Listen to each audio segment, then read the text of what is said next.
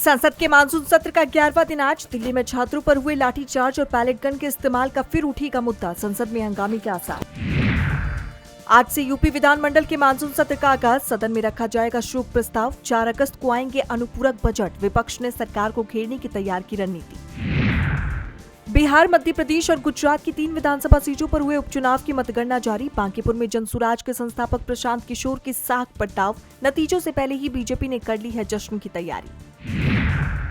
ED के action के खिलाफ सुप्रीम कोर्ट पहुंची टीएमसी। बैंक खाते फ्रीज करने को दी चुनौती। आज सुप्रीम कोर्ट में होगी सुनवाई। पंजाब विधानसभा का मानसून सत्र आज से शुरू। मान सरकार पेश करेगी कई अहम बिल। बेअदबी कानून, कानून व्यवस्था और भर्तियों पर भी चर्चा होगी। 10 अगस्त तक जारी रहेगा सत्र।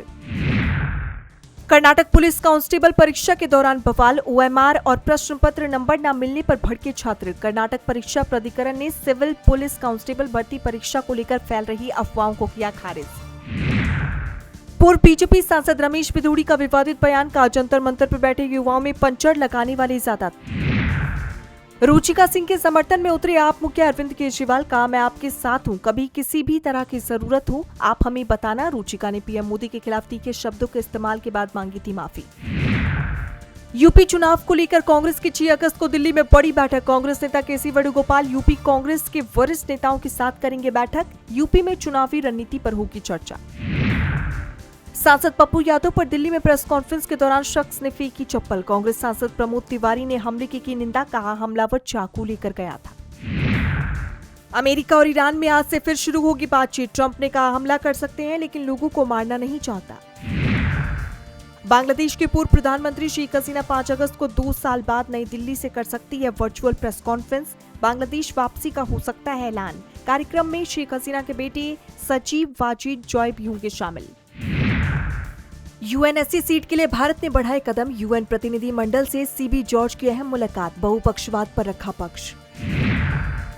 अमेरिका के हमले टालने वाले फैसले पर ईरानी मीडिया का तंज। कहा, ट्रंप पीछे हटे, हमले टालना खोखली धमकी। गजा पट्टी पर इसराइल ने लगातार दूसरे दिन भी किया हवाई हमले। इजरायली सैन्य विमानों ने कई आवासीय क्षेत्रों को बनाया निशाना। बच्चों समेत 13 लोगों की गई जान। फ्लिपकार्ट से ऑर्डर कर सकेंगे खाना। 15 अगस्त से शुरू हो सकती है food delivery service. Zomato Swiggy की बढ़ेगी टेंशन। यूपीआई फ्रॉड पर लगेगी लगाम। अब संदिग्ध पेमेंट से पहले स्क्रीन पर दिखेगा यस और नो का अलर्ट। बैंकों ने बनाया बड़ा प्लान। उम्मीद से बेहतर रह सकती है पहली तिमाही की जीडीपी ग्रोथ। भारत की अर्थव्यवस्था को मिलेगी रफ्तार। एसबीआई रिसर्च की रिपोर्ट में किया गया है दावा। सरकार ने वित्तीय वर्ष 2025-26 में चीन से आए प्रत्यक्ष विदेशी निवेश का एक प्रस्ताव किया मंजूर। 10,000 करोड़ के विदेशी निवेशक को दी मंजूरी। केंद्र ने राज्य सरकारों को दिए 1.09 लाख करोड़ के फंड। पीएमवीबीआरवाई से पहले वर्ष 72 लाख औपचारिक रोजगार। राज्यों के विकास कार्यों के लिए दिया गया है फंड।